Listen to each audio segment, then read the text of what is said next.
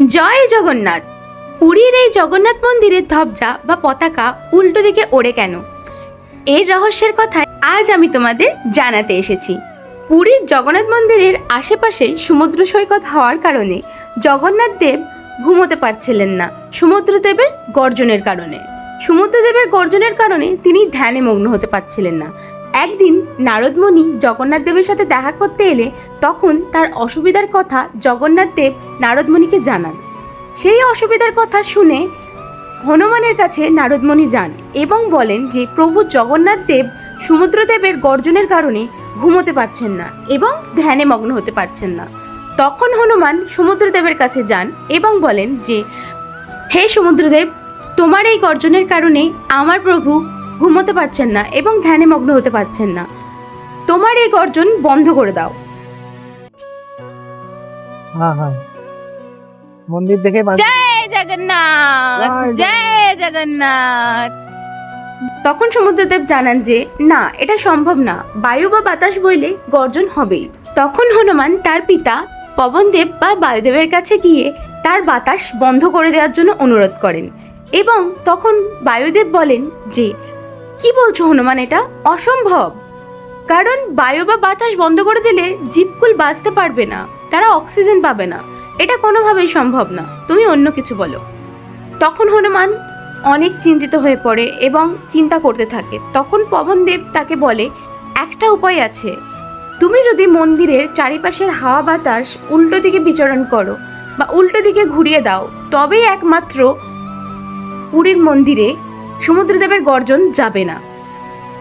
সেই উপায় শোনা মাত্রই হনুমান দৌড়ে যায় এবং মন্দিরের চারিপাশে উল্টো দিকে উড়তে থাকে, দৌড়তে থাকে এবং উল্টো দিকে বিচরণ করতে থাকে। সেই কারণেই মন্দিরের পতাকা বা ধ্বজা বায়ুর উল্টো দিকে ওড়ে, কারণ মন্দির চত্বরের বাতাস উল্টো দিকে প্রবাহিত হয়। তাই বিশ্বাসে মিলাই বস্তু, তর্কে বহুদূর। আজও আমরা ভক্তরা মানি যে আজও হনুমান এই মন্দিরের উল্টো দিকে বিচরণ করছেন, তাই জন্যই এই মন্দিরের পতাকা বায়ুর উল্টো দিকে ওড়ে। জয় জগন্নাথ।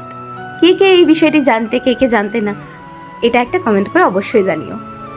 আর আজও এই পুরীর জগন্নাথ মন্দিরের ভেতরে সমুদ্রদেবের কোনো গর্জনই শোনা যায় না, সমুদ্রদেবের গর্জন পৌঁছাতেই পারে না।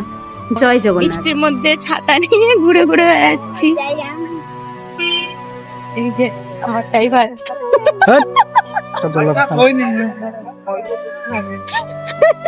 Just joke. এই যে ঘুরে মজা আছে। আর প্রত্যেক দিন সূর্যোদয় এবং সূর্য অস্তের সময় এই মন্দিরের চূড়ায় ওঠে এই মন্দিরের পতাকা বা ধ্বজা পরিবর্তন করা হয়। বৃষ্টি বলে কি মানুষের ভিড় কম হবে? বৃষ্টি বলে কি মানুষের ভিড় কম হবে? মোটেও না, ভিড় দেখো, ভিড়, ক্রাউড দেখো, ক্রাউড। প্রভু থাকেন এখানে, লাইন পড়ে গেছে রীতিমতো। প্রভু আছে, এখনো লাইন, তোমাদের দেখাচ্ছি আমি লাইন। বৃষ্টি বলে যে ভিড় হবে তা না, প্রভুকে দেখার জন্য কত ক্রেজ দেখো, কত ভক্তি দেখো, লাইন দেখো, জাস্ট মানে মানুষের কাছে ভক্তিটাই আসল, বৃষ্টি কোনো ম্যাটার করে না, ভক্তিটাই আসল, সেটা এগুলো দেখলেই বুঝতে পারা যায়। লাইন দেখো, জাস্ট লাইন দেখো, আর ক্রাউড দেখো, ওয়াও কি ভিড়।